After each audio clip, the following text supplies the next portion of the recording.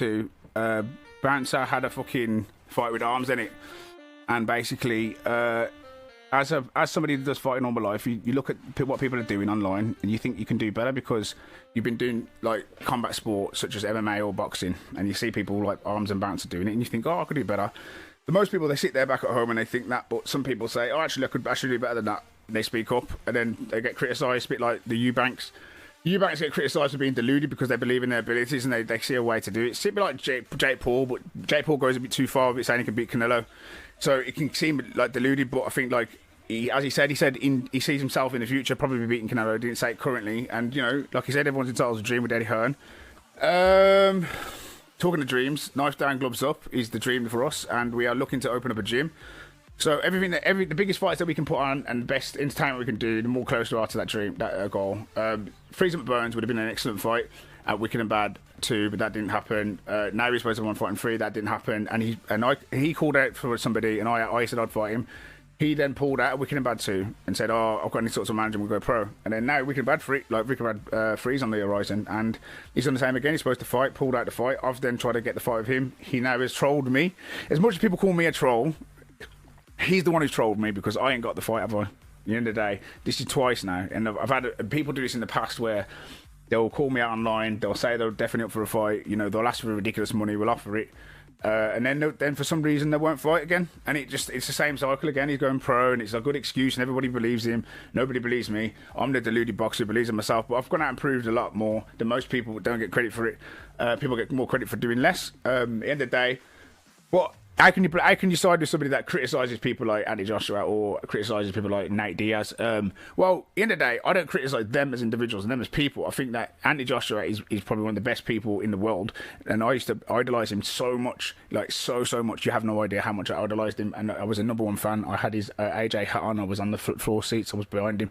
I was watching every punch, and when he got knocked down after doing well, I thought it was over.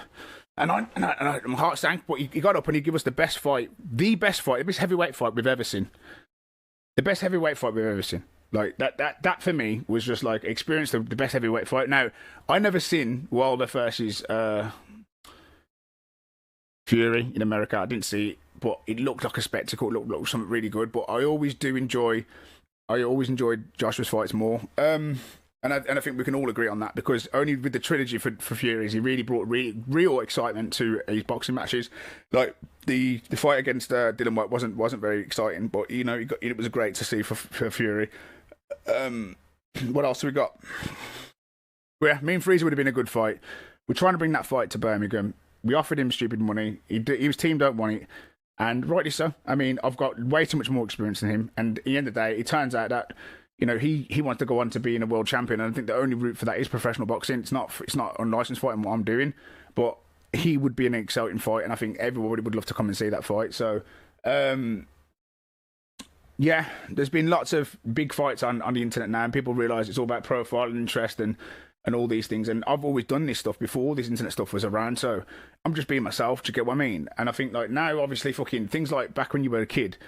You know, like people get bullied at school and outrageous things like happy slapping and stuff like that. That was that was normal. And like now, you capture that one clip of something like that, and then all of a sudden, people, all that's all they remember and all they see your reaction to something like, and you want to build up to it or understanding it. And I think that's a really important thing that people have to understand, that life is like a process, isn't it? You know, you're going through it, and I think like if you just capture that one moment and judge a person on that one moment, you're not gonna ever really truly understand anything. I think that's one of the main reasons why a lot of trouble is caused and a lot of trouble happens, because people don't really look at anything else other than that one clip. But anyways, what we got next is whoever's out there, professional or not, that wants to fight in Birmingham. We've speak to the promotions people around us and see what fight we can get, because I think that we could bring real good excitement to Birmingham, and then we could get closer to opening that gym. You know, that's the end goal, to open up a gym and start training a nice windmill team, a nice classroom full of windmillers, yeah, and basically, you know, help the young community mature, learn to understanding and become better people, because, you know, I don't see no one else trying. I don't really see no one else really trying. I don't think there's any real way to get through to the youth apart from getting them off the streets and getting them into a gym. And all the lads really need to get in the gym now. I mean, I'm hearing it everywhere. We'll go around the streets. It's just, it's not a nice life to bring your children up. It's not a nice place to live. It isn't. You know, my face was cut open when I was 16. Do you know what I'm saying? And that could have been easily anything else. That ruined my dreams of being a boxer. That's one of the reasons why I stopped doing it. I've had many reasons. The next one, when I nearly killed someone in the ring, that was another one. There's been many reasons why, but I don't need to go into that. I think this video is probably going to take people a bit off guard, but I think that I just think people need to be on board with that. You know, as much as you want to call man a troll, there's people out there saying they're going to fight me and not. And I think that, you know, it's that, you know, people are, you talk down to the people. You know, if you want to see a good fight, then, you know, let your voice heard and let's make it on, because I think that Jintram Chardin needs a good opponent. Pro PT was saying he was interested. I don't know what's going on with that. Wicked and Bad, he's wicked. You get me? And I feel like if Bouncer wants me to fight on a show, you know, then let me know, because I think that there's I think Wicked and Bad Energy is brilliant. I think the drink's good. I think the fact that he's coming from a different, you know, changing his whole life around. I think it's a very difficult thing to do, to go from one life to another. I really do think it is a very different thing, and I think that it's even courageous that he's going out there publicly, really trying to do it, and also helping people along the way. I think that, you know, everybody that's doing something towards Nice Down Gloves Up is brilliant. I think everybody that's going into boxing is becoming very popular, and I think that the response out there is brilliant, and I think there's a lot of good things to focus on in the world. You know what I'm saying? So, yeah, to all the Muslim brothers and sisters, you know, well, I don't know the EID, what it's called, but, you know, congratulations for getting through your holiday, and people that done the fasting. And yeah, you know, live long and prosper.